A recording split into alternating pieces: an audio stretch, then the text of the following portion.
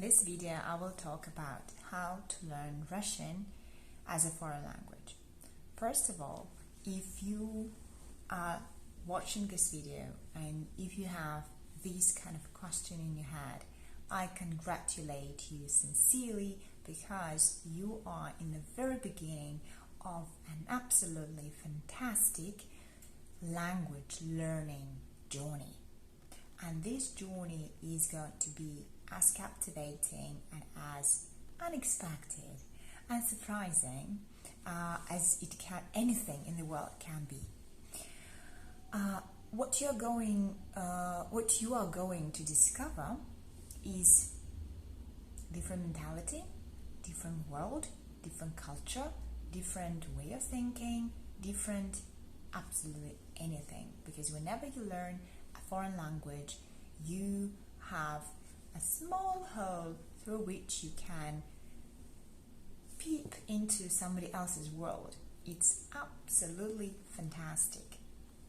And the things that you are going to discover, unfortunately, I cannot give you a preview of what you will get there, because that's an individual journey and everybody will get their own things there, their own stuff there. For somebody, newspapers will be a great discovery. Some people will find that contemporary Russian literature in the original is something absolutely fascinating.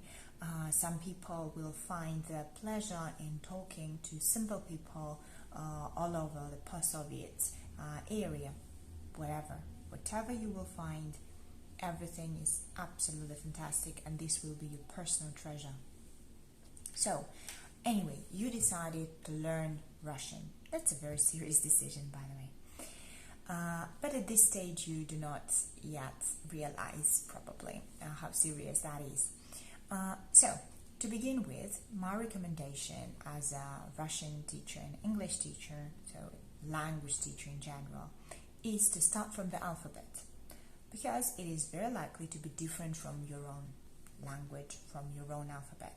So start with Cyrillics, all of the letters, what kind of sounds they produce, and slowly you will get to the idea of pronunciation, because you learn a letter. The letter shows some kind of sound. You need to be able to produce this sound, and this sound should be different from all the other sounds. When you are comfortable with the alphabet, you can step into reading zone. Find some simple international words. There are long lists of words that the Russian language just borrowed from other languages like English, French, German, Arabic sometimes, Turkish, and other languages. So find a list, start reading, and make sure that all of the letters are okay, so you remember how to read all of them, you are able to pronounce them, and then step into the area of reading rules. This is very important, because what you see on paper is not always what you hear, and you do extra work pronouncing clearly everything. It's not needed, and if you don't know reading rules, then it's very difficult for you to understand other speakers of the Russian language. So because they reduce vowels, they devoice consonants at the end of the word, and you will have difficulties in understanding from listening.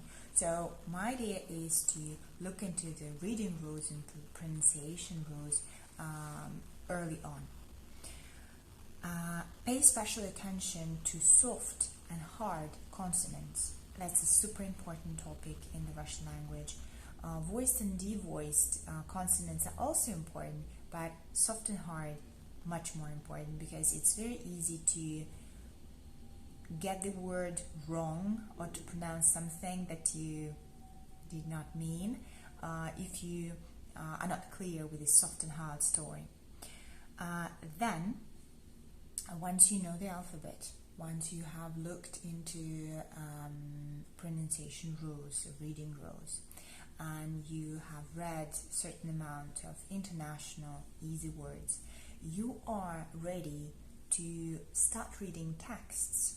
So I'm talking about graded readers for A1 or A0, sometimes they are marked like that. So from very, very beginners. So you are ready to see a sentence. So you can read the sentence. You need, absolutely, that's key, to listen to it. So find electronic books, e-books that go together with the audio. So for you to read and listen at the same time, then you will be able to read the same text, record it, and compare the reading, the official version, and your version of the reading, whether they are anywhere close. You read the simple texts, you learn all of the words that you meet there, and in these texts you will also start noticing prepositions and endings and everything. So once you have learned the words from there, you are actually ready to create simple sentences. The very second you try to create your first sentence, you will discover that you actually need grammar, because you have no idea how to put words together. Unfortunately, in the Russian language, just putting words together doesn't work. So you have to change a lot of endings to make these words sound like a sentence, not just a group of words. Endings.